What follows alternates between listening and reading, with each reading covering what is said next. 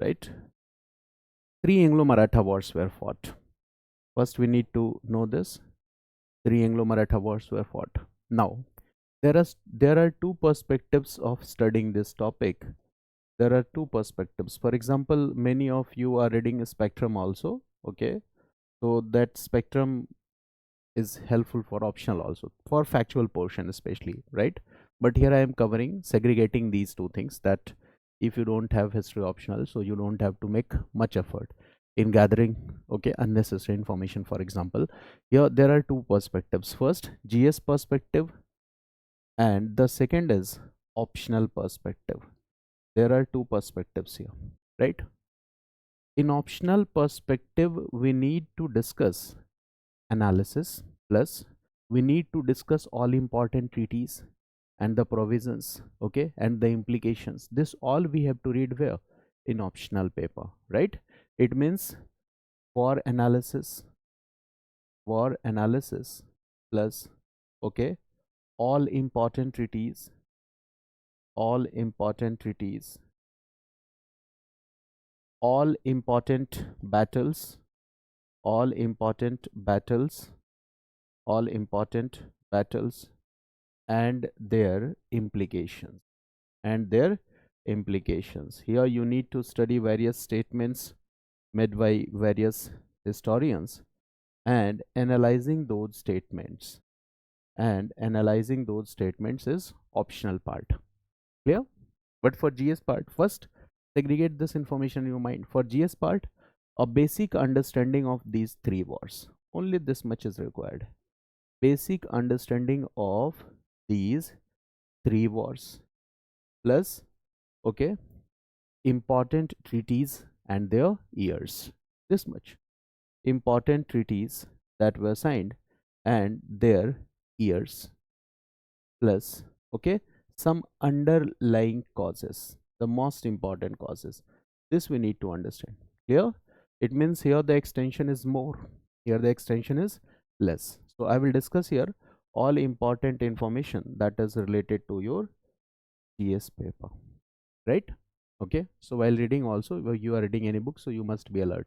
नहीं तो ये बहुत ज़्यादा extension वाला topic है. This will start creating confusion in your minds.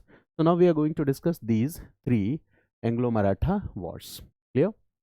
Three Anglo-Maratha wars were fought in the years I hope you must be knowing. The first was 1775 to 1782.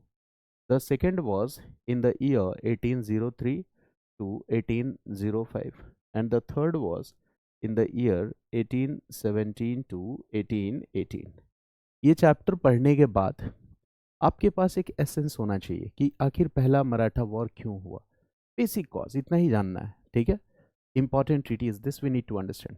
These are the three important years. Now tell me, who was Governor General during this time? Governor General of Bengal कौन था 1775 to 1782? You all know this. Warren Hastings. So this is a very important information. So here Governor General was Warren Hastings. UPSC used to ask this information, that's why you must be alert here, okay, because in exam there might be confusion while solving such kind of questions.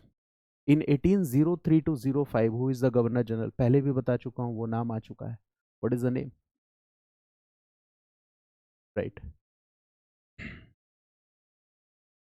Do you recall Wellesley 1798 to 1805? Subsidiary alliance. याद आया कुछ? तो ऐसे भी तो relate करना है. Exact भूल जाओगे इन्फॉर्मेशन, कुछ ना कुछ रिलेट करो कि वेलेजली है. यहाँ पे कौन है? Lord Wellesley. So then write the name Lord Wellesley. Lord Wellesley was the Governor General. We all know the time period 1798 to 1805. Okay. और लॉर्ड वेलेजली ने कौन सी पॉलिसी इंट्रोड्यूस की थी? So he introduced subsidy alliance policy. So this is also an important part here. He introduced which policy? The answer is subsidy alliance policy. And 1817 to 18, who was the Governor General? So the answer is Lord Hastings. Lord Hastings. So read this, Lord Hastings. Lord Hastings was the Governor General, right? Lord Hastings. So this is the entire fact here. Basic fact. Now I will discuss the concepts with you, that what happened, why the first Anglo-Maratha war was fought. Clear? This we need to understand. Now we are entering into the topic. Only important informations we will discuss. 75 to 1770, sorry, okay, 82. Okay, so the first war we need to discuss why this war was fought. Okay. Now previously while discussing the Peshwaship, I discussed some basic ideas with you. Conflict for Peshwaship in the age of Peshwaship. ये problem आ गई थी ना? So we already have discussed this part, that conflict for Peshwaship. अपने notes को देखो, open करो, and you will get this idea. Conflict for Peshwaship, right? This has started, okay, in the age of Peshwaship. And the conflict, where do we see the conflict? Okay, do you remember the case? Madhav Rao, then Narayan Rao, then Raghunath Rao. Then Raghunath Rao was deposed, and again Madhav Rao too becomes the Peshwa. यही पूरी की पूरी series थी जो मैंने आपके साथ discuss किया है, right? So this was the case here. One Peshwa was Madhav Rao, ठीक है? So after Madhav Rao, Narayan Rao will come. Narayan Rao will come, but get a Narayan Rao will be replaced with Raghunath Rao. We have already discussed this. Raghunath Rao, ठीक है?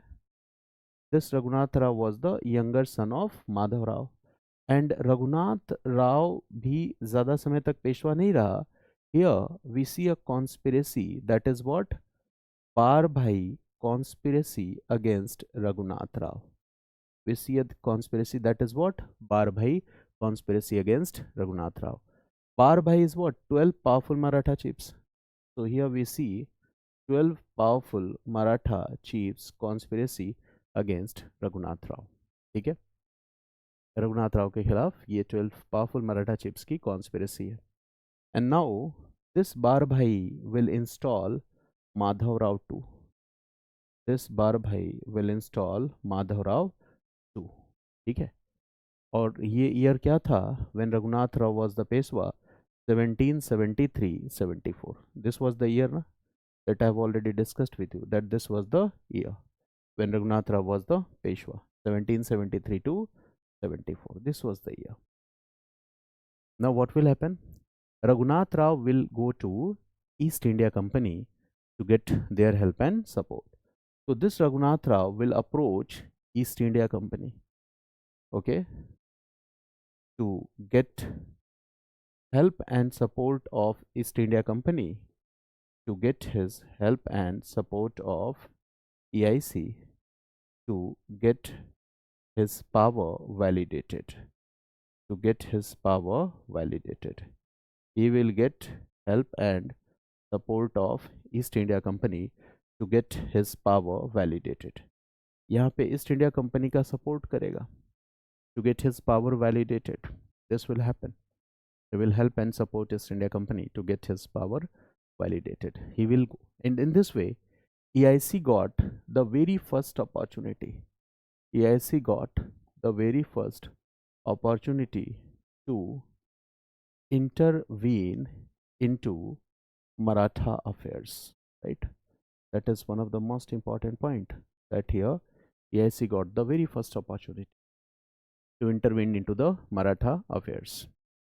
Now Raghunath Rao will sign a treaty with East India Company. That's very important.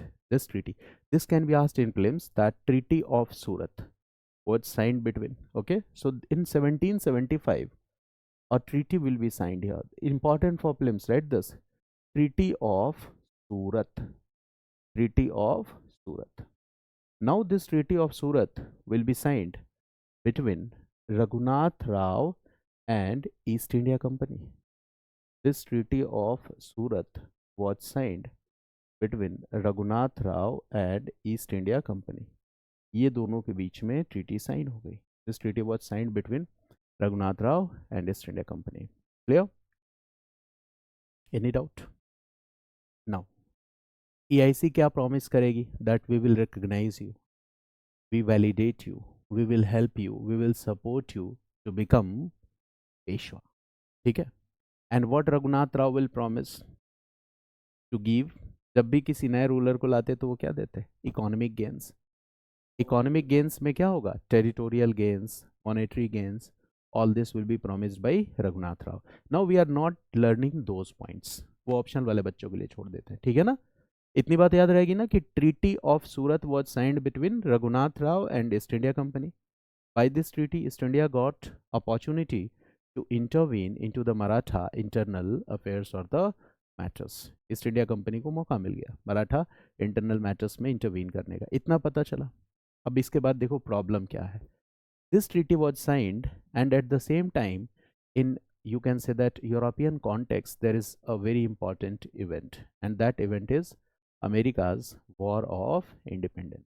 World history की class में पढ़ाना कब start हुआ?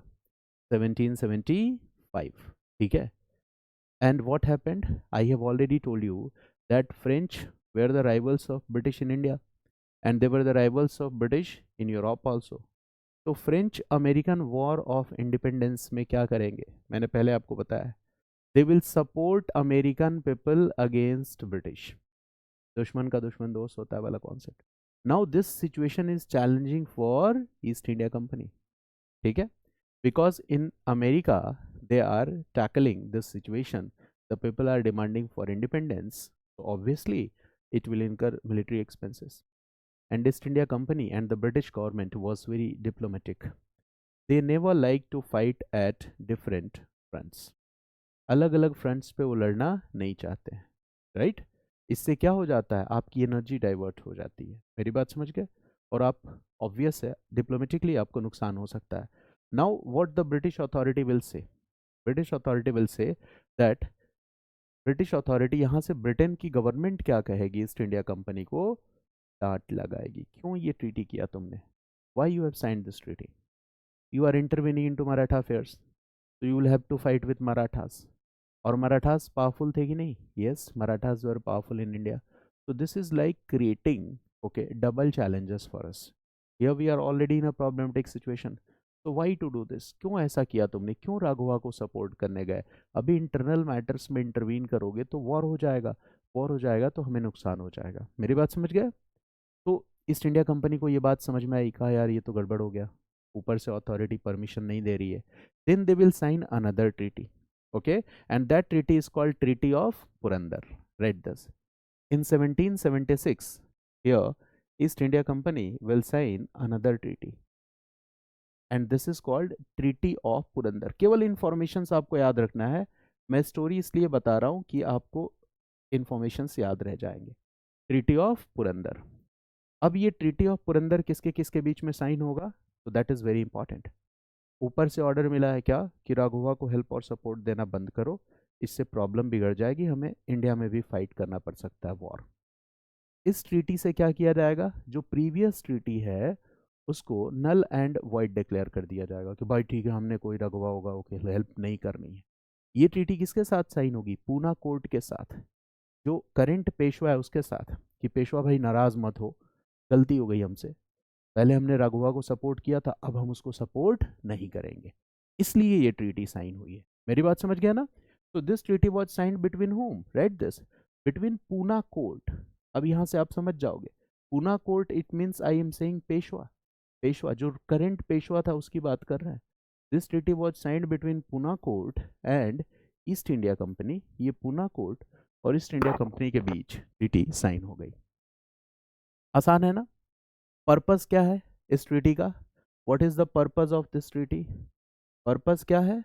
Okay, to avoid, हाँ exactly, हाँ तो इसका एसेंस क्या है? To avoid conflict like situation, to avoid conflict like situation with Marathas, avoid conflict like situation with Marathas, to avoid conflict like situation with Marathas, because British were involved in American War of Independence. Because British were involved in American War of Independence 1775. So they don't like to open multiple war fronts. They don't like to open multiple war fronts. ठीक है, story इसलिए बता रहा हूँ कि fact को याद करने का सबसे अच्छा तरीका ये होता है, right? They don't like to create multiple war fronts. So the basic purpose is to declare Treaty of Surat null and void. The basic purpose is to declare Treaty of Surat null and void. Treaty of Surat को क्या कर देना है, null and void declare कर देना है. Treaty of Purandar दूसरी treaty पहले वाली ट्रीटी को नल एंड वॉइड डिक्लेयर करेगी. ठीक है. But what is the conclusion part here, फिर वॉर इतना लंबा चला क्यों? Right conclusion that this treaty could not be implemented due to some events. This treaty could not be implemented due to some events. This treaty could not be, okay, implemented due to some events. अब ये treaty implement नहीं हो पाई. मेरी बात समझ गया? और इसमें क्या किया था, EIC ने राघोवा को सपोर्ट किया था. जो माधवराव टू रूलर था उसको सपोर्ट कौन कर रहा था? 12 पावरफुल मराठा चीफ बार भाई, जिसमें महाजी सिंधी जैसे पावरफुल मराठा वॉरियर थे. अब उनको गुस्सा तो ईस्ट इंडिया कंपनी पे था ही. ठीक है. तो एक बार ईस्ट इंडिया कंपनी के कुछ ऑफिसर्स मराठास के चंगुल में फंस जाएंगे. ठीक है. फिर क्या होगा, मराठास क्या करेंगे पता ही है आपको. ठीक है. इससे कॉन्फ्लिक्ट ऐसे बढ़ने लगा मराठाओं ने, है ना. बहुत वो इंटरेस्टिंग कहानी है, सो उस पर हम नहीं जा रहे हैं. ठीक है. उसके बाद जहाँ जहाँ ईस्ट इंडिया कंपनी के ऑफिशियल्स दिखते थे, ठीक है, मराठा उनको धोना शुरू कर देते थे. ठीक है. फिर ईस्ट इंडिया कंपनी बुरी तरह से फंस गई. ठीक है. बार बार ईस्ट इंडिया कंपनी मराठास के पास पीस ट्रीटी का प्रपोजल लेके जाती थी, और ये पीस ट्रीटी हमेशा ह्यूमिलेटिंग होता था ईस्ट इंडिया कंपनी के लिए. कई सारी छोटी छोटी ऐसी ट्रीटीज भी साइन हुए. आई एम नॉट डिस्कसिंग दो small treaties. And lastly what will happen in 1782, right this, in 1782 a treaty was signed, and that treaty is called Treaty of Salbai. Read this. That treaty is called Treaty of Salbai, that was signed in 1782. इस treaty का नाम क्या है? Treaty of Salbai. Okay. In 1782, and it ended the Anglo Maratha war. मैंने बहुत सारी चीज़ें छोड़ी है इसमें, उतना जरूरी नहीं है. So right this. Treaty of Salbai ended the first Anglo-Maratha war. It ended the first Anglo-Maratha war. And write one more point, that it also promised for the it also promised for the restitution of each other's territories. मतलब एक दूसरे की जो territory हमने control कर ली है, कब्जा कर लिया, वो वापस कर देंगे. Right. So it also promised about the restitution of each other's territories. It also promised about the restitution of each other's territories and status quo. Restitution of each other's territories and status quo. ठीक है. एक दूसरे की territory वापस कर देंगे, जो जैसा है वैसा बना रहेगा. Right. Both read this, both the powers will not create troubles for each other in future. दोनों एक दूसरे को इन फ्यूचर परेशान नहीं करेंगे. Both the powers will not create troubles for each other in future. Both the powers will not create troubles for each other in future. अब आपसे मैं एक स्टेटमेंट बोलता हूं. This statement can be a prelims statement question. If I say that treaty of Surat started First Anglo-Maratha War and Treaty of Salbai ended this war. Correct or incorrect? Correct. Prelims exam में क्या होगा? Informations को replace कर देंगे. They will write like this. Treaty of Salbai started First Anglo-Maratha War and Treaty of Surat ended this. Correct or incorrect? Incorrect. मेरी बात समझ गया ना? तो UPSC will ask only the most important facts. मेरी बात समझ गया? तो वहीं पे फोकस रखना है. अब जैसे मान लो ट्रीटी ऑफ पुरंदर है. If it is asked to match, if they will write correctly matched format question, 4 treaties on one side and it was signed between which powers on other side. Okay, so for that format we need to know Treaty of Purandar also, but Treaty of Surat is more important. So you can write this point, write this, that Treaty of Surat और highlight कर लेना इस line को. Treaty of Surat, okay, started First Anglo-Maratha War Treaty of Surat started First Anglo-Maratha War and Treaty of Salbai ended this war. Treaty of Surat नीचे लिख लेना 1775 and Treaty of Salbai 1782. Treaty of Salbai ended this war. Treaty of Surat started First Anglo-Maratha War. Treaty of Salbai ended this war. देखो हम class बहुत patience के साथ करेंगे. मैं रेगुलर क्लास में जितनी चीज़ें पढ़ाता हूँ because there is the limitation of classes here. ठीक है, तो I will discuss each and everything in very detail. ठीक है, तो आपको क्या करना है, पैरेलल में जीएस के दूसरे मॉड्यूल पढ़ते रहो, राइट, और हिस्ट्री की तैयारी मेरे ऊपर छोड़ दो, right.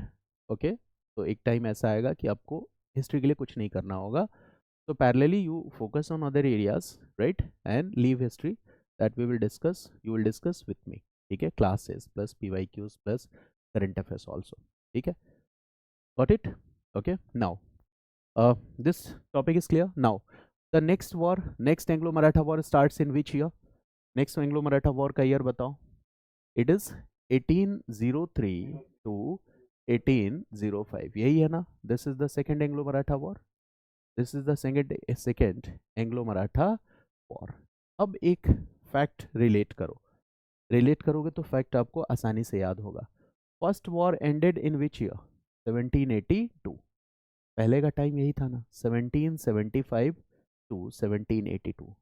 First war ended in 1782 and second war started in 1803. तो यहाँ गैप कितना है? What is the gap here? Gap कितना है बताइए? Gap of almost 20 years. 1782, 92, 1802. So this is a gap of almost 20 years. Gap of almost 20 years. Gap of almost 20 years. अब एक और फैक्ट को रिलेट करो. These all facts are the string of facts. In 1761 what had happened? Third battle of Panipat. फिर से relate करो. 1761 में क्या हुआ था? Third battle of Panipat. And this third battle of Panipat was fought between Marathas and Ahmad Shah Abdali. और इस बैटल में क्या हुआ था? Maratha power was crushed badly. Some historians right completely. ठीक है, मराठा कमजोर हो चुके थे.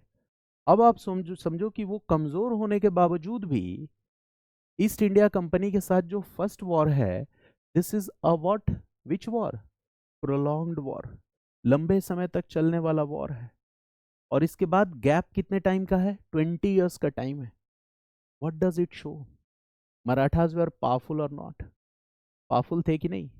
ओके, इसीलिए मैंने कहा कि जो डिक्लाइनिंग मुगल पावर है, इस फेज में जो पॉलिटिकल वैक्यूम क्रिएट हुआ है, इस पॉलिटिकल वैक्यूम को फिल करने के सबसे पावरफुल कंटेंडर्स कौन थे?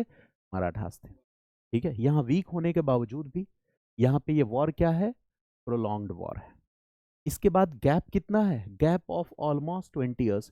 It shows that Marathas were powerful enough. Still they were powerful enough. और एक और फैक्ट रिलेट करो. When the first Anglo-Maratha War started, 1775, before this, British has already conquered Bengal. They have defeated Awadh. Do you remember? They have also defeated the Mughal Emperor. From 1765 onwards, याद है आपको? 65 से 1772 तक क्या है? Dual system of governance in Bengal. So they are also controlling rich revenues of Bengal region. उनके पास बंगाल है, अवध है, बंगाल से आने वाला रिच रेवेन्यू भी है. इसके बावजूद भी फर्स्ट एंग्लो मराठा वॉर का कॉन्टिन्यूएंस कितना है? 7 years. It was a prolonged war. Then there was a gap of almost 20 years. This shows that Marathas were powerful. Maratha powerful थे. अब समझ में आया? फैक्ट याद रहेगा आपको. So that's why we need to learn the fact in this way. Now 1761 is clear, Anglo-Maratha War is clear, treaty is clear. Now we are entering into this second Anglo-Maratha War. What happened? Okay, have you written this? तो facts को हमेशा relate करके याद रखना है, समझ गए? Individual facts की तरह नहीं. कुछ भी हो, कुछ ना कुछ उसमें अपना दिमाग लगाओ. ठीक है, चलिए. Now we are moving ahead. This is second Anglo-Maratha War. Now I'm asking you a simple question that who was the Governor General here? Governor general कौन है बताइए? सेकंड में who is the governor general? Lord Wellesley, यही है ना, Lord Wellesley. And Lord Wellesley introduced which policy? So the answer is subsidiary alliance policy, right? Lord Wellesley was in India from 1798 to 1805. और subsidy alliance policy ये कब लेके आया था? 1798 में. Okay, what this policy intends for? Was it intended to establish indirect control and influence on the local states? Yes or no? Yes. देखो, direct annex नहीं करना है लोकल स्टेट्स को, क्या करना है? उनके ऊपर indirect control and influence establish करना है. I have already discussed with you. So this subsidiary alliance policy, okay, what was the core objective of this policy? So the core objective of this policy was to establish, write this, to establish indirect control and influence, to establish indirect control and influence. This word is very important, indirect, to establish indirect control and influence on the local states or the regional state, on the local states or the regional state, local state. Okay, was it a part of policy of expansion of the British government in India? Yes, this is how they were doing what? Expansion of British Empire. ठीक है, वो बहुत diplomatic way में कर रहे थे. So this policy was introduced for which purpose? So this policy was introduced for expansion of British rule in India. This was the core objective of this policy, expansion of British rule in India. Okay, for this reason this policy was introduced, expansion. और expansion में यहाँ पे क्या है? Indirect control and influence. This policy was introduced for this purpose, to establish indirect control and influence. Is it clear? Now, how this influence will be established? So British were very diplomatic. We all know this, that East India Company was very diplomatic.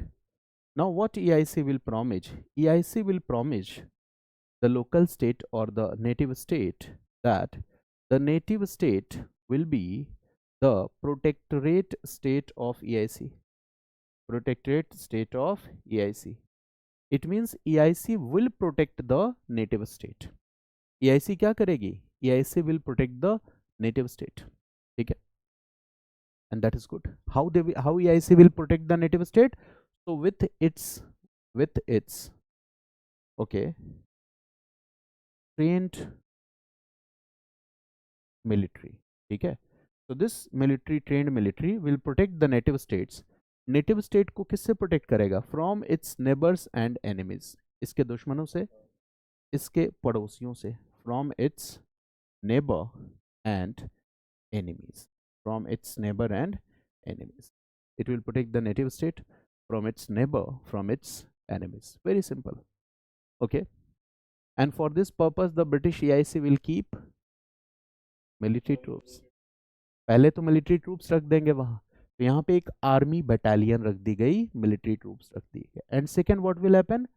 A resident will kept, a resident that will be British, British officer, उसका नाम क्या होता था? Resident. So a British officer और a resident will be kept in the local ruler's court, and this resident will help and support this local ruler in maintaining its diplomatic affairs and solving succession disputes. ठीक है, वो diplomatic affairs को maintain करने में, succession disputes को maintain करने में उसकी हेल्प करेगा. And who will bear the expenses of this military? That local state. ठीक है, तो बहुत स्मार्टली उन्होंने क्या किया? अपने आर्मी का खर्चा भी इंडियन रूलर्स से ले लिया, right? So the local rulers will bear the military expenses. Military expenses का खर्चा भी लोकल रूलर्स ही बियर करेंगे. ओके, अब आप बताओ कि कोर्ट की सारी पॉलिटिक्स पता है रेजिडेंट को. उस स्टेट में ईस्ट इंडिया कंपनी की आर्मी है, there is the army of EIC in that state. So what will happen? Gradually, will the East India Company establish its dominance and control over that state or not?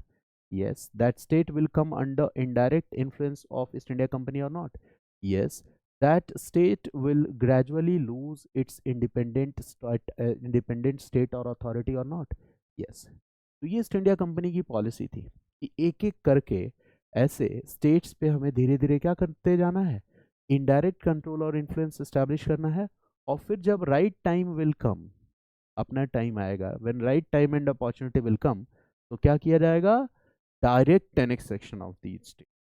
जब सही time आएगा, when the right time will come, when what will be done, direct annexation of these states will be done. This was the idea. मेरी बात समझ गए? Now this is clear. Wellesley इसी plan के साथ काम कर रहा है, and this entire policy was the brain child of duplex. This was the brain child of, ये हमें पता है कि ये क्या था, ब्रेन चाइल्ड ऑफ ड्यूप्ले था। अब हम आते हैं मराठा पावर पे। ठीक है, मराठाओं के साथ क्या कंडीशन है, फिर से ये पहुंच जाएंगे ईस्ट इंडिया कंपनी के पास। ठीक है, वही कहावत है, आ बैल मुझे मार, फिर ईस्ट इंडिया कंपनी के पास पहुंचे। कैसे पहुंचेंगे, ये स्टोरी भी बहुत ही इंटरेस्टिंग है, समझिए इस स्टोरी को। Now I am coming to the story part here. Okay, I think that this part is clear. Okay, now let's come to the story part here.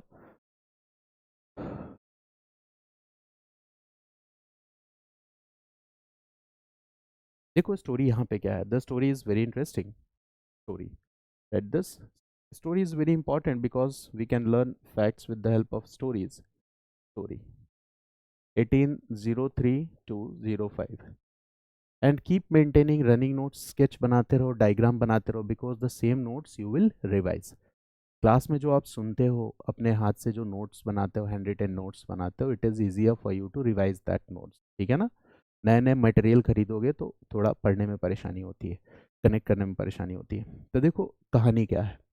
The story revolves around a plot, and here in this plot, one party is Peshwa. Read this. एक कौन है, Peshwa. The another party was okay, Sindhya. Sindhya. Peshwa and Sindhya chief. Peshwa, Scindia chief. और इस story में एक और character है और वो है Holkar chief. Peshwa, Scindia cheap and Holkar chief. Okay, I am writing the names of Peshwa, Scindia cheap and Holkar chief, but भूल भी जाओगे तो कोई प्रॉब्लम नहीं है, एसेंस समझना है। What is the essence of the story, this you need to pick. So here the Peshwa was Baji Rao two, write the name. केवल स्टोरी का एसेंस आपको जानना है, एसेंस आप अपने आप समझ जाओगे स्टोरी समझने के बाद। The Peshwa was Bajirao two and the Scindia chief, Scindia पता है ना, मराठा कॉन्फेडरेट स्ट्रक्चर। टॉप पे कौन था, Peshwa, and there were 4 confederate units, Scindia, Bhosle, Holkar and Gaekwad. Now the Scindia leader here was Daulat Rao Scindia. दौलत राव सिंधिया, तो एक दूसरा कैरेक्टर तो इस स्टोरी में ये है, दौलत राव सिंधिया, सिंधिया चीफ। और तीसरा कैरेक्टर जो है that is okay, Holkar chief, and the name of this Holkar chief was Yashwant Rao Holkar. Right this name, Yashwant Rao Holkar, Yashwant Rao Holkar, Yashwant Rao Holkar, he was the Holkar chief. अब देखो प्रॉब्लम क्या हो गया था, प्रॉब्लम ये हो गया था कि in this confederation there were 4 units. तो पहला कॉन्फ्लिक्ट किसके बीच में था, between these units, this is what, lack of political unity among the regional powers. For example, Scindia and Holkar, इन दोनों की आपस में नहीं बनती थी। This is also what, lack of political unity against a common enemy, आपस में लड़ते रहते थे सिंधिया एंड होलकर। फिर क्या होता है, और देखो क्या होगा, these units, the chiefs of these unit, will they aspire to become Peshwa or not? Yes, वो पेशवा बनना चाहेंगे। जैसे होलकर चीफ चाहेगा कि मैं पेशवा बन जाऊं, सिंधिया चीफ चाहेगा कि मैं पेशवा बन जाऊं। It means what has started here, एक तो हम क्या देख रहे हैं कि फैमिली में कॉन्फ्लिक्ट चल रहा है, and that is conflict for Peshwa से। दूसरा कॉन्फ्लिक्ट कहाँ है, conflict between the confederate units. और ये भी कॉन्फ्लिक्ट किस लिए है? Conflict for Peshwaship. इसमें it means that this is the time when Maratha empire, in Maratha empire we see internal dissensions, internal conflict, and this will make Maratha power weaker or powerful. So this will make Maratha power weaker, Maratha power weaker. So you can write here that in Maratha power, what we are seeing here, okay, fight for Peshwas, fight for Peshwas. एक तो ये problem चल रही थी, fight for Peshwa. Or this fight or conflict can be seen, okay, there were two types of conflict here, type 1 and type 2. पहला क्या है? family disputes, family disputes or fight for succession. I have already discussed with you family disputes and fight for succession. Example क्या था? Raghunath Rao case. This was an example. Raghunath Rao case. This was an example. Family dispute का example है. And what is the second type here? Second is what?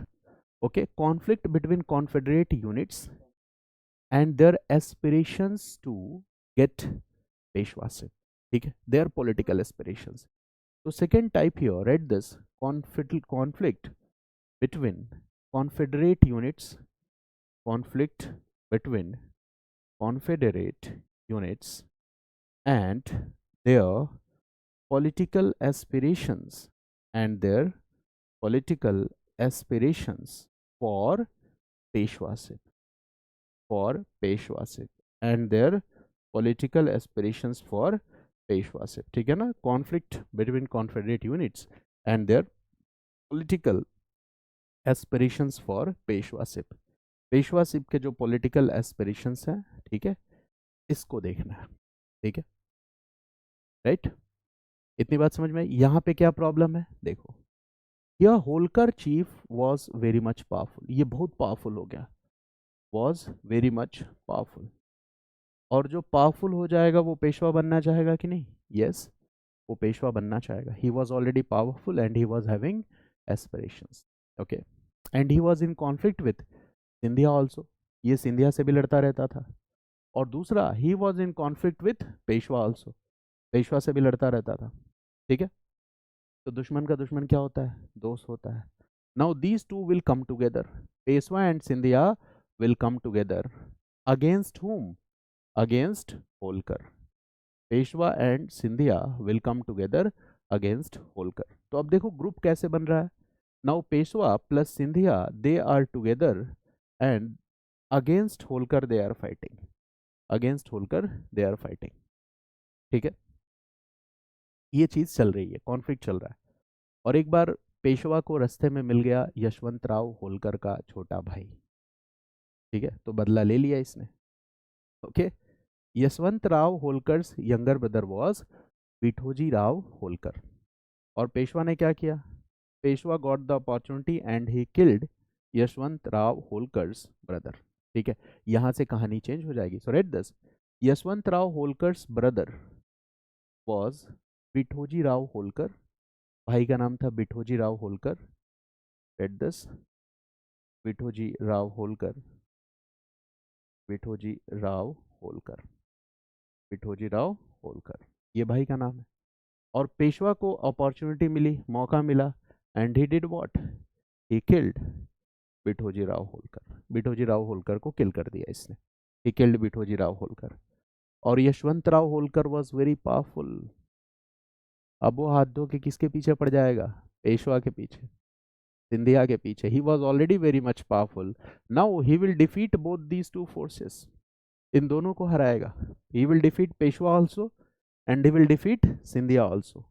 अब पेशवा अपनी जान बचाने के लिए कहाँ भागेंगे? लॉर्ड वेलेस्ली के पास. ठीक है, now Peshwa will go to East India Company to protect him from Yashwant Rao Holkar.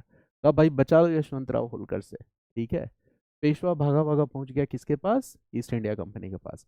और ईस्ट इंडिया कंपनी में कौन था governor general? It was Lord Wellesley. तो हमेशा वो एक डॉक्यूमेंट अपने हाथ में रखता था. कौन सा डॉक्यूमेंट? सब्सिडी अलायंस वाला.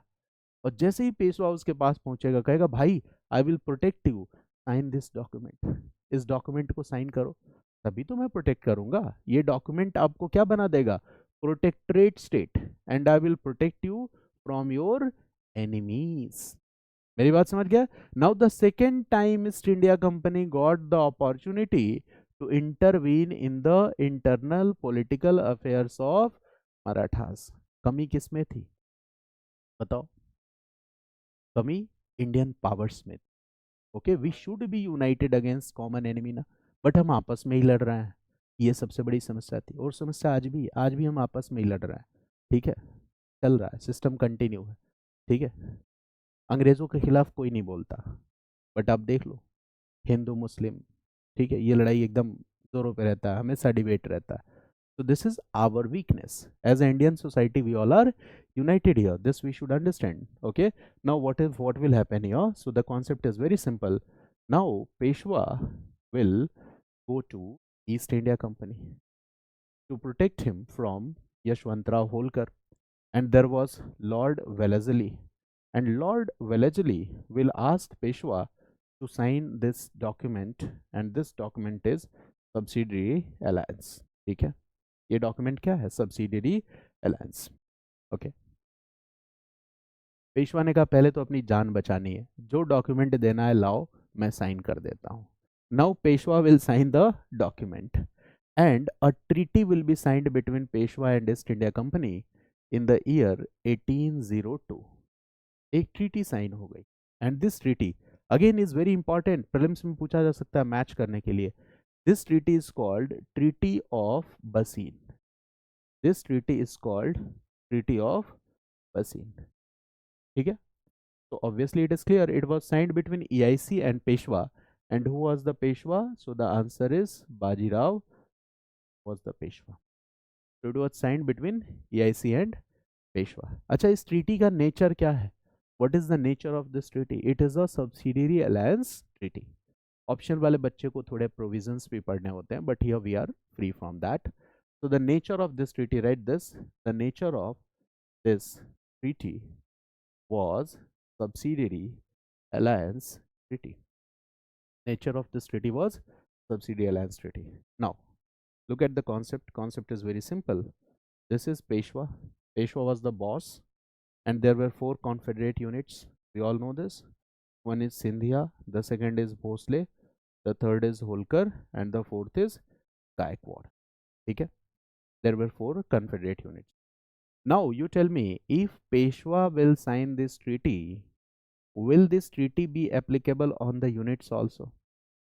आपका बॉस ही साइन करके चला आया, तो वो ट्रीटी तो आप पे भी अप्लाई हो जाएगी ना। Maratha empire was divided into 4 part, basically different territories were given to different Maratha chiefs to rule and control, and that was a kind of loose federation. So if Peshwa will sign this treaty, if Peshwa will sign this treaty, the provisions of the treaty will be applied on all.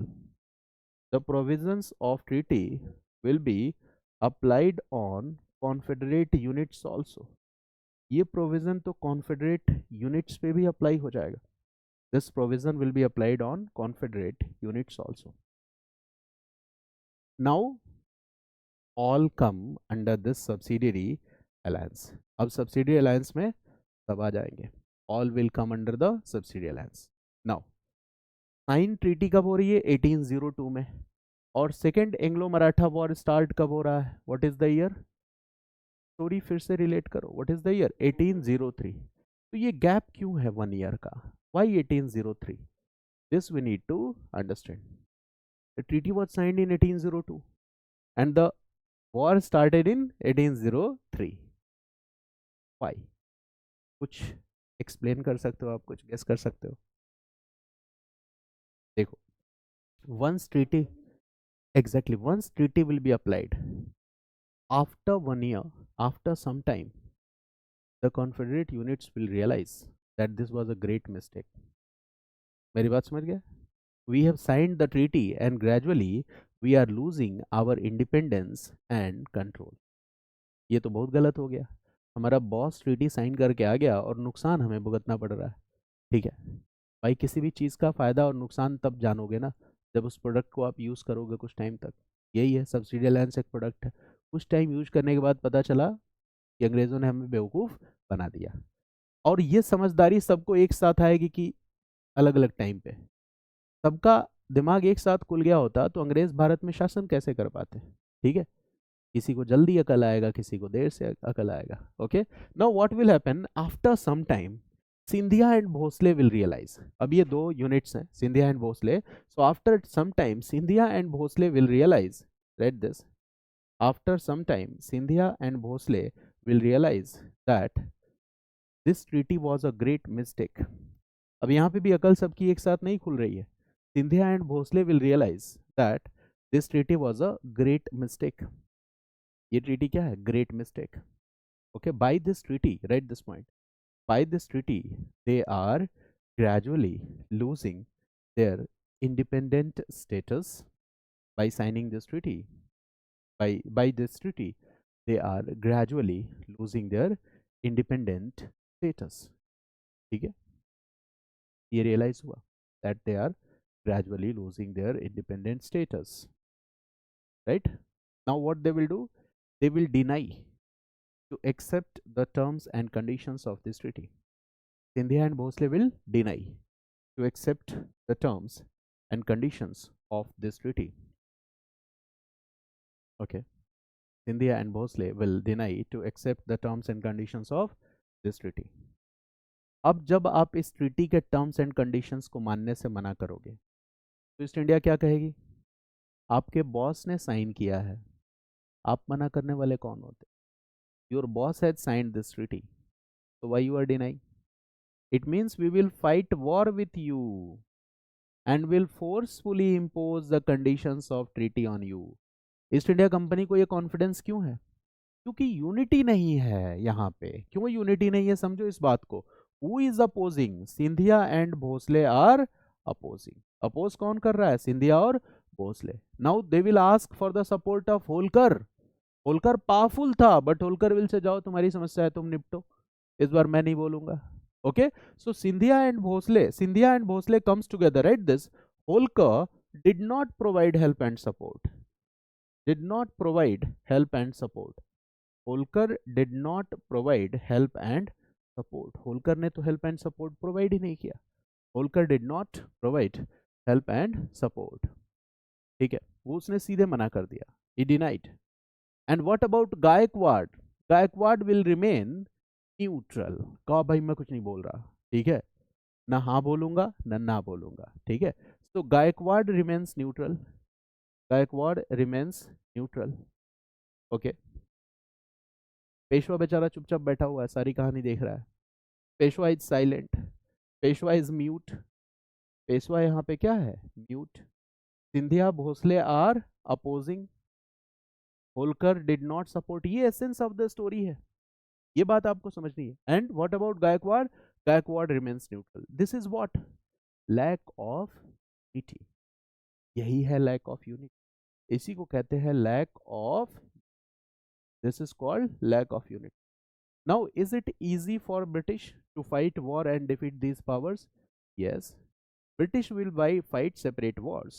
Okay, with Scindia, they will fight a war that was fought near Aurangabad, that was Battle of Asai, and with Bhosle they will fight a war that is Battle of Argaon near Burhanpur. ठीक है, ये लिखना नहीं है, ये और core facts हो गया। It means EIC will fight wars with Scindia, EIC will fought separate war with Bhosle, दोनों के साथ अलग अलग बैटल। और यहाँ पे भी दोनों एक साथ लड़ रहे हैं कि अलग अलग लड़ रहे हैं?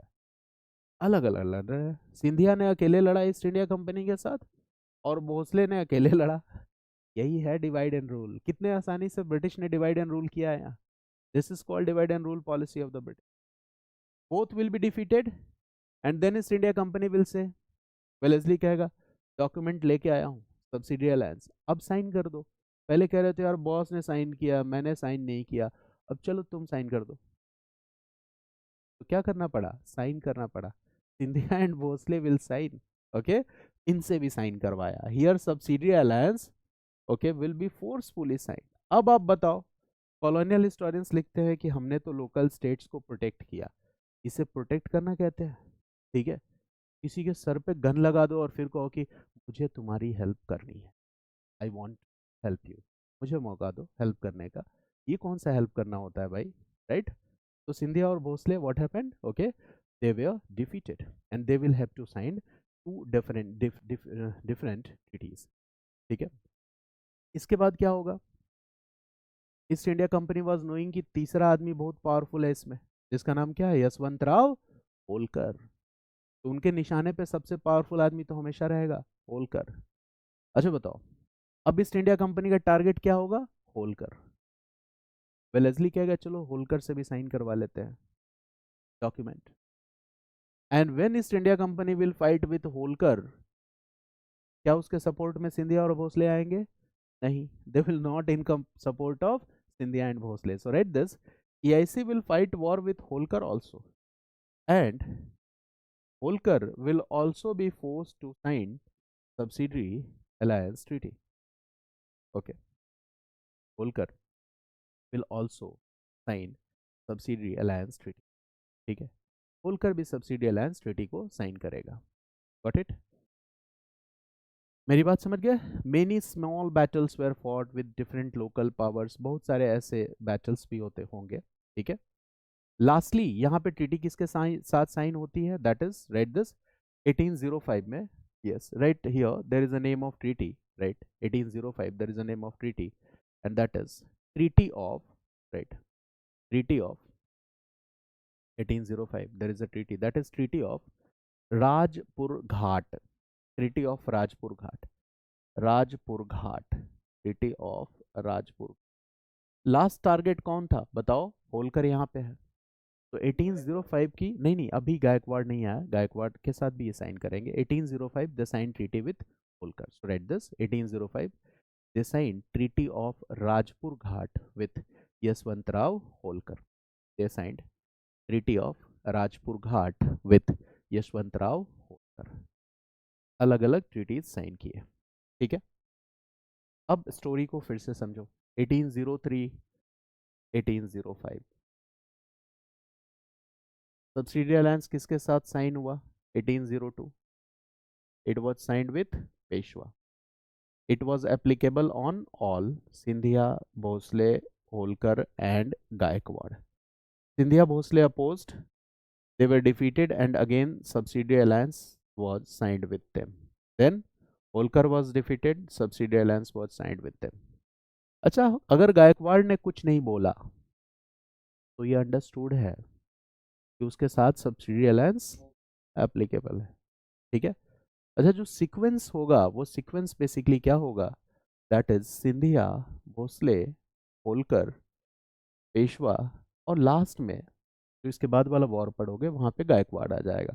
तो this is the sequence of subsidiary alliance that was signed with Peshwa and the other Maratha Confederate units। कितना आसान है, ठीक है? सिंधिया, भोसले, होलकर, लास्ट में हम गायकवाड़ को ले आएंगे, राइट? फर्स्ट में क्या आ जाएगा? पेशवा। ठीक है, पेशवा।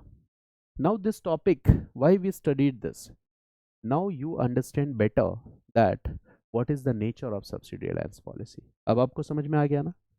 क्या इस तरह से प्रोटेक्टेड स्टेट बनाया जाता है? नहीं। Was it an aggressive policy? Yes.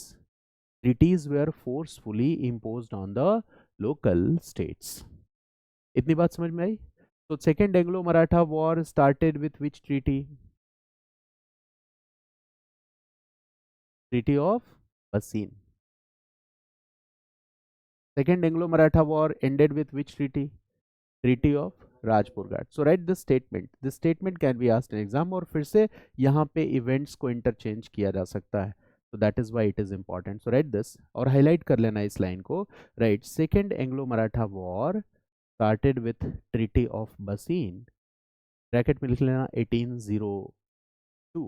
Second Anglo-Maratha War started with Treaty of Bassein, that is 1802, and ended with Treaty of Rajpur Ghat, that is 1805. Ended with Treaty of Rajpur Ghat, that is 1805.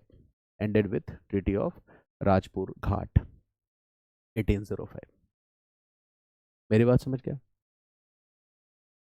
Second Anglo Maratha war, यहाँ आपने देखा weakness of Maratha power, okay, lack of political unity, internal conflict, conspiracies, fight for Peshwaship. Now the next war, right, third Anglo Maratha war, that is the third Anglo Maratha war, third Anglo Maratha war, ठीक है, is 1817 18 1817 18. बताओ, during this time it means second ended in 1805, second war ended in 1805, और इसके बाद से gap कितने साल का है, almost 12 years gap, 12 years gap. Okay, now between this period Marathas are powerful or weaker? आप बताओ. Weaker, because they have already signed which treaty? Subsidiary alliance treaty. They have already signed subsidiary alliance treaty. So in this gap of 12 years, what is the experience of Maratha chiefs and the Peshwa? उनका क्या experience होगा?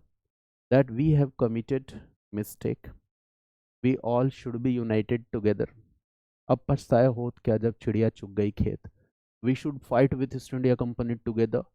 East India Company is exploiting Maratha Empire. They have forcefully imposed subsidiary alliance treaty on us.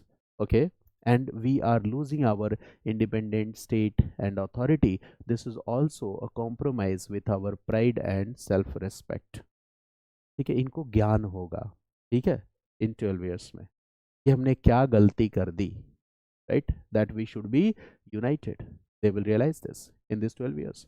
So in this 12 years gap, Maratha power, Maratha Peshwa and its confederate units will realize all their mistakes, and its confederate units will realize all their mistakes. They will realize all their mistakes. अपनी सारी गलतियों को ये realize करेंगे. They will realize all their mistakes. They will realize all their mistakes in these 12 years. Okay, now they realize that they have lost their independent authority and control.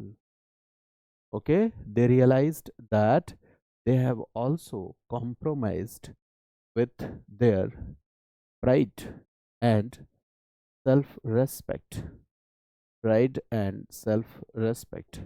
They realized that they have also compromised with their pride and with their self respect. अपने pride के साथ self respect के साथ compromise किया है. Okay, now a situation will emerge here. अच्छा, इन 12 years में East India company को क्या फायदा हुआ है? Now they are familiar with Maratha weaknesses of Maratha power. उनका रेजिडेंट तो मराठा कोर्ट में ही रह रहा है. Now they are familiar with court conspiracy, weakness of Maratha power, weakness of Maratha army, आपके क्या क्या स्ट्रैटेजिक पोस्ट्स हैं, लोकेशंस हैं, वॉर होने पे किन स्ट्रैटेजिक पोस्ट और लोकेशंस से आप ईस्ट इंडिया कंपनी पे बढ़त बना सकते हो. Now they are familiar with all this. ठीक है, घर का भेदी लंका ढाए. रेजिडेंट क्या है? घर का भेदी है, बैठा हुआ है कोर्ट में. Resident is in the court. Now what will happen? A new situation emerge here in third Anglo-Maratha war, right? Pindari issue, right? This Pindari issue, Pindari issue, Pindaris, ठीक है, Pindaris. Now who were the Pindaris? So Pindaris were mercenary soldiers, भाड़े के सैनिक थे. ठीक है, भाड़े के सैनिक means if you are a local ruler and if you want military help and support of Pindaris, so you will offer them money and they will come help and support you. ये था Pindaris. Okay, so Pindaris were irregular forces, irregular forces. They were mercenary soldiers. They were mercenary soldiers. भाड़े के सैनिक थे. They were mercenary soldiers. They were irregular forces. They were the mercenary soldiers. Generally, you can offer them money and they will fight for you. वो आपके लिए fight करेंगे. But at most of the time, these Pindaris were helping and supporting Maratha forces. जब Marathas powerful थे तो मराठास हमेशा किसकी help और सपोर्ट लिया करते थे? पिंडारीज की. तो मराठास और पिंडारीज में एक बॉन्ड बन गया था.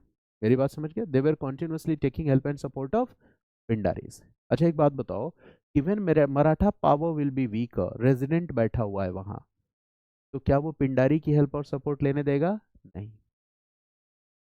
तो पिंडारीज का एक तरह से वो क्या है, एम्प्लॉयमेंट है, जॉब एंड एम्प्लॉयमेंट, काम धंधा है। जब काम धंधा उनका स्लो हो जाएगा तो वो क्या करेंगे? उनको पता है किसकी वजह से हुआ है, किसकी वजह से हुआ है, ईआईसी की वजह से हुआ है। तो मैंने but they will see the trading कारवांस of East India company, they will plunder it, लूट इट, लूट लेंगे उसको। ठीक है। अब अलग मुसीबत हो गई ईस्ट इंडिया कंपनी को।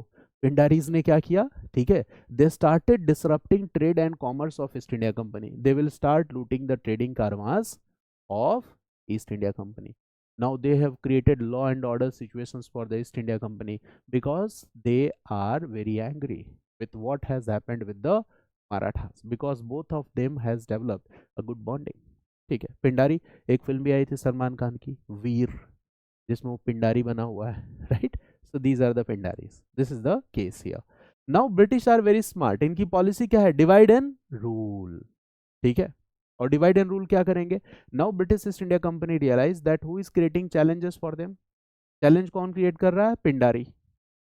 Now they will ask Maratha rulers and the Maratha chiefs that we are going to launch a military campaign against Pindaris, and you all will come and support East India Company because we are in subsidiary alliance treaty. Both will help and support each other. So East India Company is going to launch a military campaign against Pindaris, and you will have to come and support. देखो कितने खतरनाक हैं। दो दोस्त हैं, क्या कह रहा है कि आपके साथ सब्सिडी अलायंस है, तो चलो अब पिंडारी से लड़ने चलो। Now Maratha power, Peshwa, chiefs, confederate units, they are thinking that no, we will not do, we will not help and support East India Company against the Pindaris. और जैसे ही वो ये अपोज करते हैं, ईस्ट इंडिया कंपनी विल से, अच्छा पिंडारीज के खिलाफ हमारी मदद नहीं करोगे, तो जो मिलिट्री कैंपेन हम पिंडारीज के खिलाफ लॉन्च करने जा रहे हैं, वो मिलिट्री कैंपेन अब किसके खिलाफ होगा? आपके खिलाफ होगा। And what will happen? The Pindaris military campaign will be diverted towards the Maratha chiefs. और अब ईस्ट इंडिया कंपनी ऐसा क्यों कर रही है? Because they want annex Maratha empire completely under the British empire. Maratha empire को पूरी तरह से क्या करना चाहते हैं? वो एनेक्स करना चाहते हैं। Got it? So this they will do. Okay, so here which issue is the prominent issue for the outbreak of third Anglo-Maratha war? So that is Pindari issue. Okay, so have you written this, that the Pindaris were irregular forces, mercenary soldiers, right, who were constantly helping and support, who were constantly helping and supporting Marathas in their military campaigns, who were constantly helping and supporting Marathas in their military campaign. Marathas की help करते थे, support करते थे, right? Right, next point. Now Pindaris had started creating, now Pindaris had started creating, now Pindaris had started creating, now Pindaris had started creating law and order challenges for the Marathas. Now Pindaris had started creating law and order challenges for the Marathas. For the East India Company, law and order challenges for the East India Company.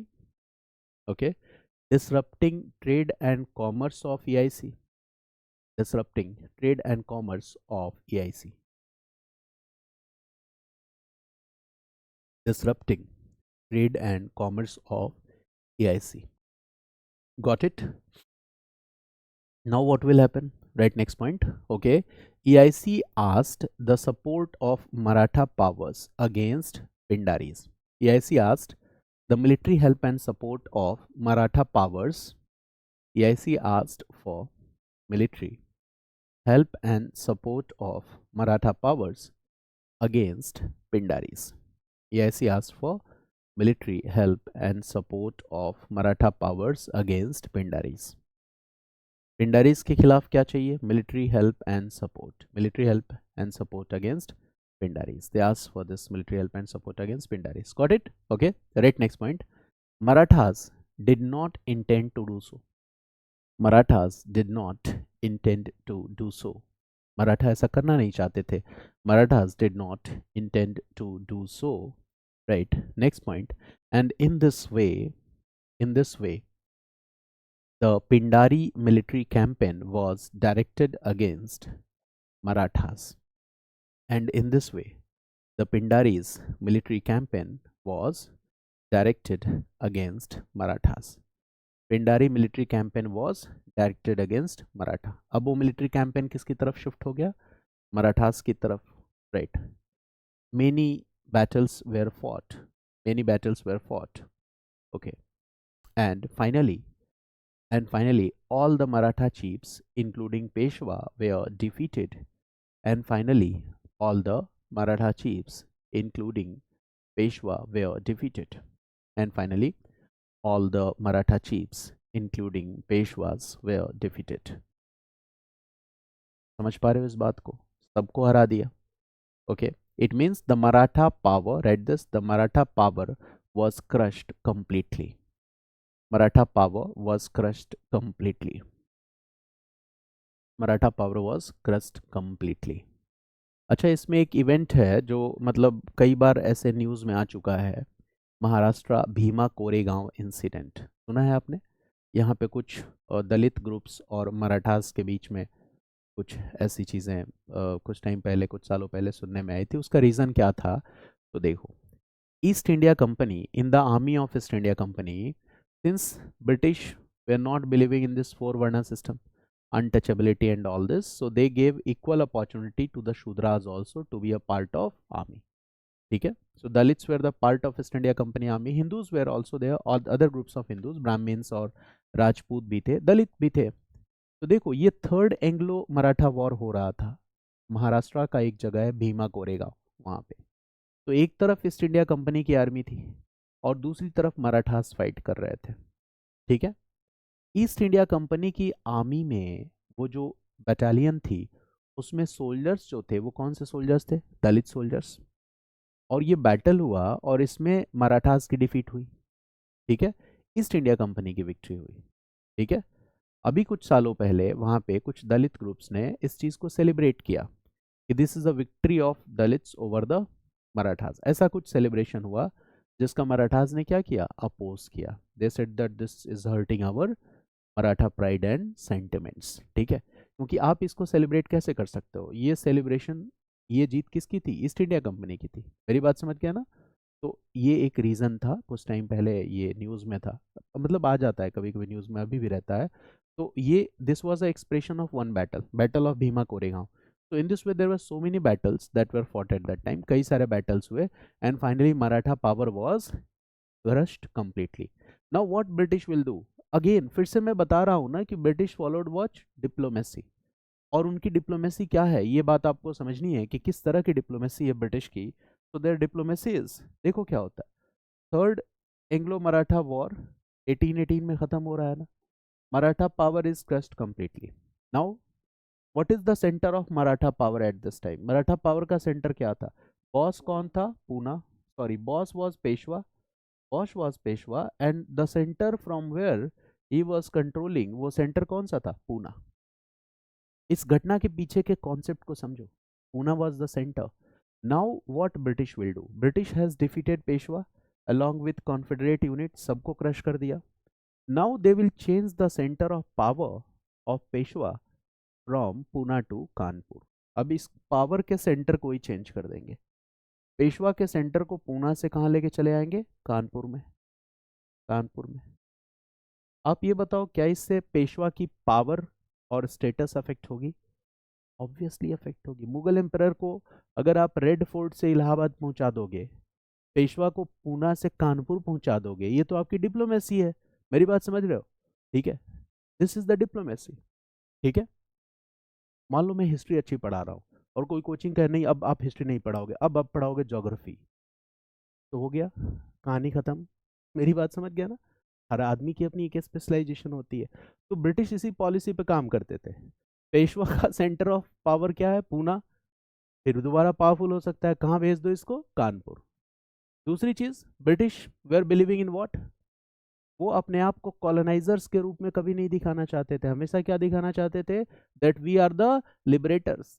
देखो क्या कर रहे हैं 1818 में, right this, there are two concept, one is colonisers and the second is लिबरेटर्स।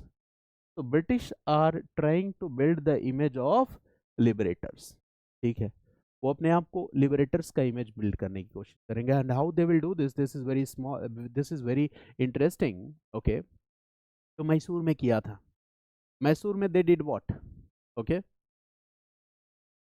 they brought a minor son, or they brought a person from Wadiyar dynasty, and they will say that oppressive rule of Hyder and Tipu Sultan has ended, and we have re-established the pride and honor of Wadiyar dynasty. Wadiyar dynasty का बच्चा लेके आ गए हम, he will be the ruler. The same they will do here in Maharashtra also. They will do what? Peshwa को भेज देंगे Kanpur, and then they will bring, okay, a descendant of Shivaji, Shivaji के खानदान से एक आदमी को पकड़ लाएंगे, प्रताप सिंह को, and they will say that he is the Maratha ruler. और अब हमने क्या किया है, we have freed Marathas from the clutches of Peshwas who had hijacked the power. हमने मराठाओं को किसके कंट्रोल से आजाद कराया, पेशवा के कंट्रोल से आजाद कराया, जिन्होंने पावर को हाईजैक कर लिया था। देखो कितने स्मार्ट हैं, they are trying to validate, morally validate their presence in India, ठीक है। This is called divide and rule, यहाँ भी है divide and rule. So you can write here that in Satara, read this, a separate territory was carved out for the Maratha ruler, and they will bring back descendant of, they will bring back a descendant of Shivaji, okay. A separate territory was carved out, okay, that will be called Kingdom of Satara. बाकी सारा area तो हड़प लेंगे ये, और इसको क्या कहेंगे, किंगडम ऑफ सतारा। एक छोटी सी टेरिटरी कार्व आउट करेंगे, they will call it kingdom of Satara, and they will bring back a descendant of Shivaji, a descendant of Shivaji, they will bring back a descendant of Shivaji, and here EIC will claim that, EIC will make claims that it had freed Maratha people. EIC will make claims that it had freed Maratha people from the clutches of Peshwas. It had freed Maratha people from the clutches of Peshwas.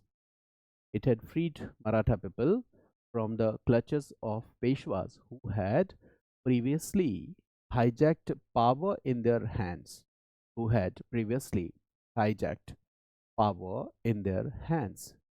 It had freed Maratha people from the clutches of Peshwa, okay, who had previously hijacked power. Okay, right. In this way, here we see that, in this way, here we see that East India Company was trying to validate, trying to validate, trying to morally validate, right? This, in this way, here we see that AIC was trying to morally validate its presence in India. It was trying to morally validate its presence in India. यही फर्क होता है imperialism और colonialism में। Colonialism में आपको confuse कर दिया जाएगा कि यहाँ तो हम आपकी मदद के लिए, we are not colonisers, we are the liberators. इसलिए मैंने कहा colonialism, okay, is a well defined system of exploitation where the system of exploitation remains invisible. Subsidiary alliance में system of exploitation visible है कि invisible है? It is invisible, where it becomes very much difficult, okay, to realize that we are being exploited. आपकी अकल आएगी लेकिन देर से आएगी। So imperialism and colonialism, what we see that in colonialism, imperialism is already included, but it is well defined. ठीक है? For example, if you have a girlfriend and the same girlfriend becomes your wife, तो जब वो girlfriend stage में है तो वो imperialism है, और वो वाइफ बन गई तो क्या हो गया? This is just a joke. Seriously मत ले, ठीक है? So this is what imperialism and colonialism. Well defined system of exploitation is colonialism. ये बात आप समझ रहे हो? So these are three Anglo-Maratha wars. समझ में आया? All the concepts are clear, right? Now I will ask you some basic question जिसका आंसर अब आपको पहले से पता है, since you have already studied all the concepts. That if I ask you a question, that write a question, and this is a GS mains question, GS mains question, and the question is discuss the various factors, discuss the various factors that were responsible, discuss the various factors that were responsible for the decline of Maratha power in India. Discuss the various factors that were responsible for the decline of Maratha power in India.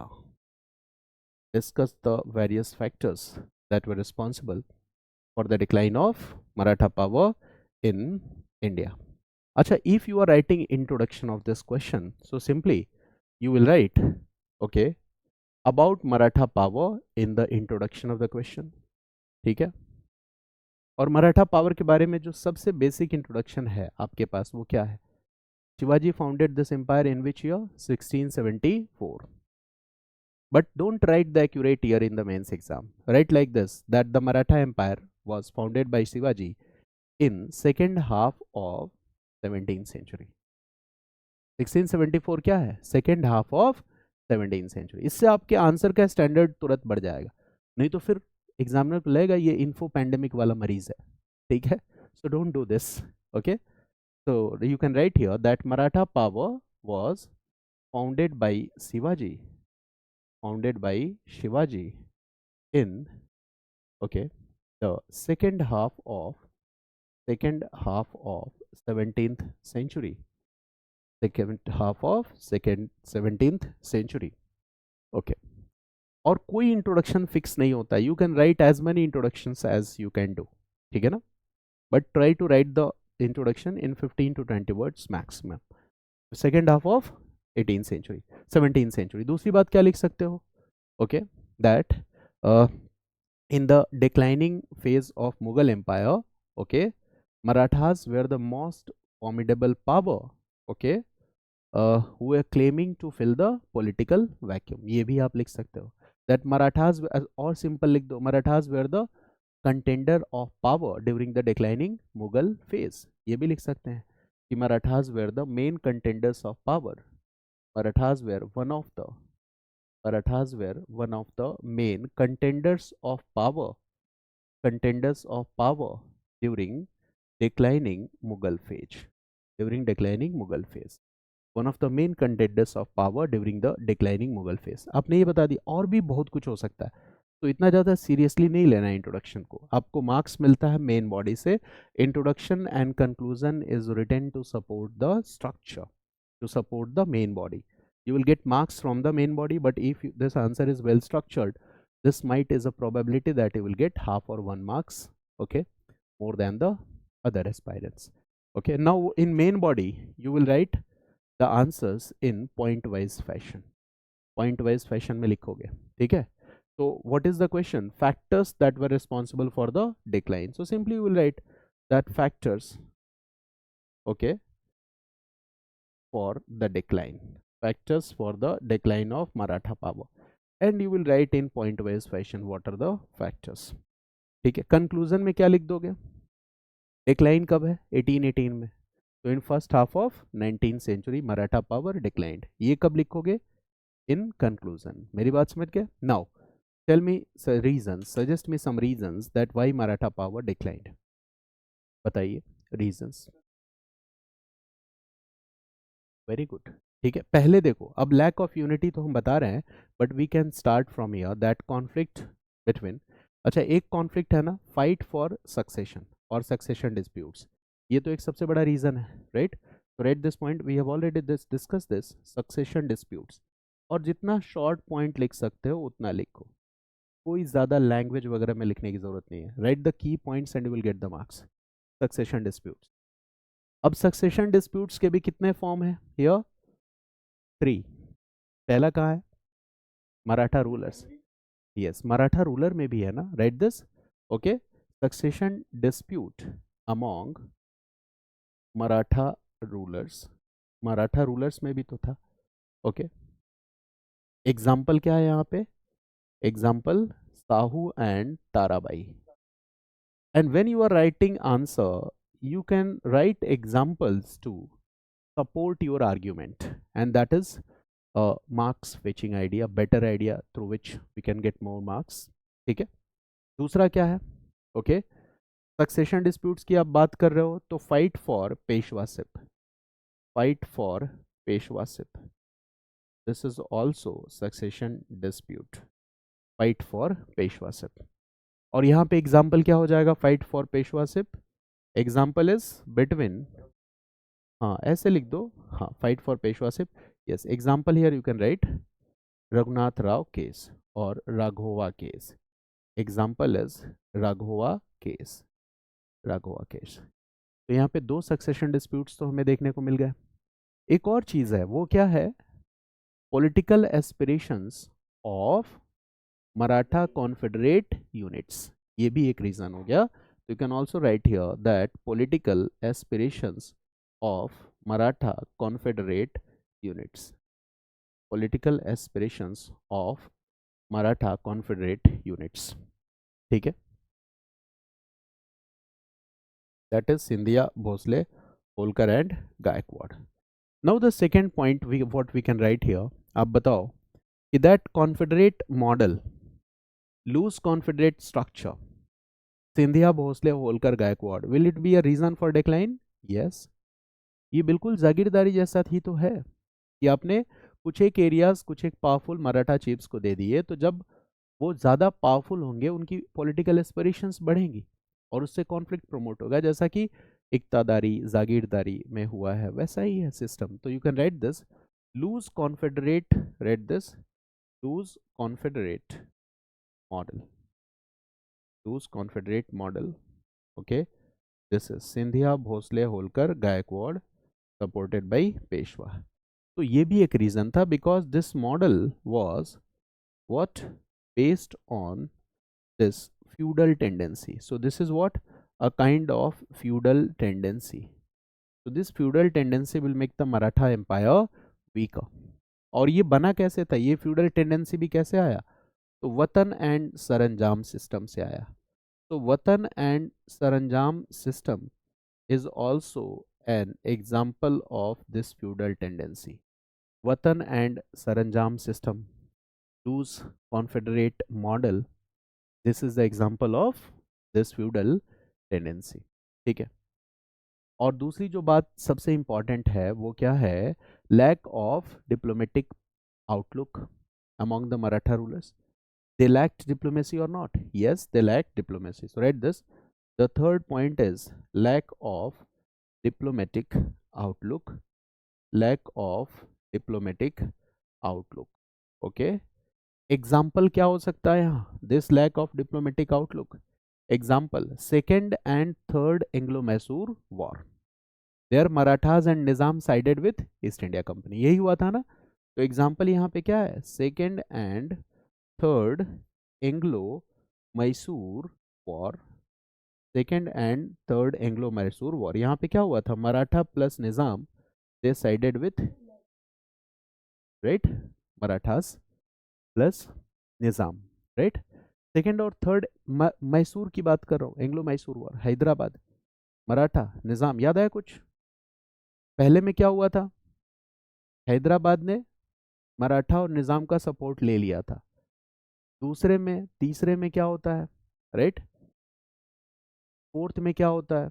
East India Company get their help and support. तो ये क्या है? Lack of diplomatic outlook. ये और कहाँ visible है lack of diplomatic out, where else is it is visible? Third battle of Panipat, they failed to get the support of local powers और chiefs, यहाँ भी विजिबल है ना. Right this example also that third battle of Panipat, third battle of Panipat, third battle of Panipat, that is 1761. Okay, they lacked, they could not get the help and support of local powers or the chiefs. This can also be one reason. Okay, lack of diplomatic outlook, lack of unity, we can say. Okay, lack of unity, this can also be a reason, lack of unity lack of diplomatic outlook. And what could be the next point here? Okay, तो देखो, the main source of revenue for the Marathas was, okay, Chauth and Sardeshmukhi. Okay, they frequently raided areas and they controlled Sardeshmukhi from these areas. तो देखो क्या है, when you are powerful, if you are forcefully collecting the taxes, the people are doing this because you are powerful. But when you will become weaker, what will happen? They will stop paying you the taxes. Now, what is the point here? That if you have generated a stable income, if you will overall your revenue system of administration, if you will generate some fixed source of revenue, so that will provide a lot of help when you are weaker. But what about the Marathas? They failed to generate, okay, the regular source of revenues.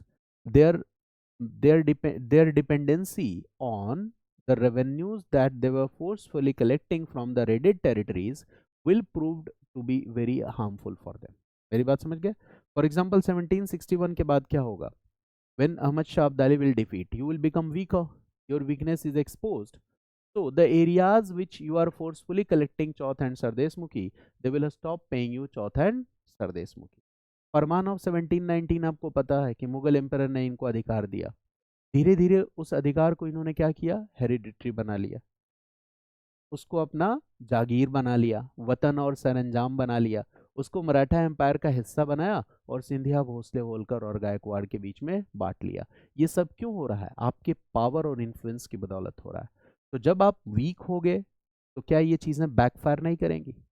Obviously they will backfire. So write this point that Marathas failed to generate Marathas failed to generate Marathas failed to generate or definite or fixed source of revenue. Marathas failed to generate a definite or fixed source of revenue. Okay, and it proved disastrous for them. And it proved disastrous for them. It proved disastrous for them. ये उनके लिए क्या रहा? Disastrous रहा. Okay. It proved disastrous for them. Now the next question, if I ask you that Marathas failed to realize the true character and nature of East India Company in India, it will be correct or incorrect? Yes. So write this: Marathas failed to realize. Marathas failed to realize the true character.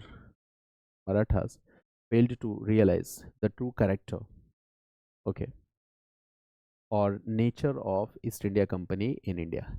They failed to realize the true character and nature of East India Company in India. Okay. They failed to realize the true character and nature of East India Company in India. ठीक है, कितने 5 points हो गए ना? This much is sufficient. Right? Conclusion. Conclusion में क्या लिख सकते हो? Right. Okay. Maratha power was subdued in the first half of 19th century. Maratha power was subdued in the first half of 19th century. Subdued in the first half of 19th century. Okay. And subsequently EIC established itself as one of the major contenders of power, and subsequently EIC established itself as one of the major contenders of power, and subsequently EIC established itself as one of the major contenders of power. Now, next thing what I want to share with you is that first we will finish the modern Indian history. Okay, we will finish PYQs December, January onwards. Then I will take a session in which 3 or 4 classes I will take, and I will discuss all the GS PYQs, the answer formats. All the answers will be based on our classroom lectures. जैसे अभी जो आपने answer लिखा, have you used all the points that we have discussed in our classroom? Yes, so this is the idea. अगर हम बाहर से कुछ भी कंटेंट देखो, पॉइंट्स बहुत सारे हो सकते हैं, there can be a lot of points, but what we read, what we understand, okay, we are making notes and we are using the same points while writing the answer. This will boost our confidence, and when we will start practicing a format for the writing answer, If we'll do it constantly, so answer writing will take less time. And in GS mains, you have to write your answer in 7.5 minutes. One answer you will have to write in 7.5 minutes. ठीक है, 7 minutes और 7.5 minutes, इतना आपको time मिलता है.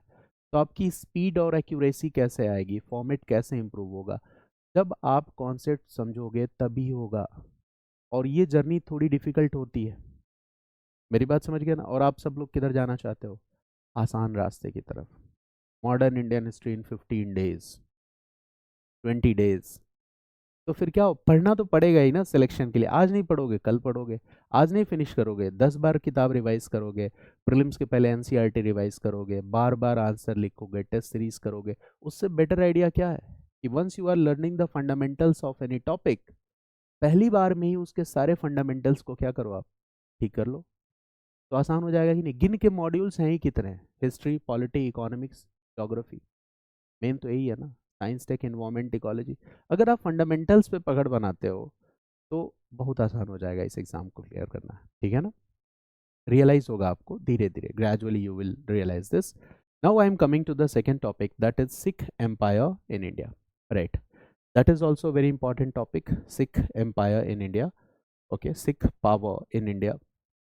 Sikh are also one of the most important power here, so we need to know about the Sikh power also. That's a very important topic. Screen visible hai, Sikh power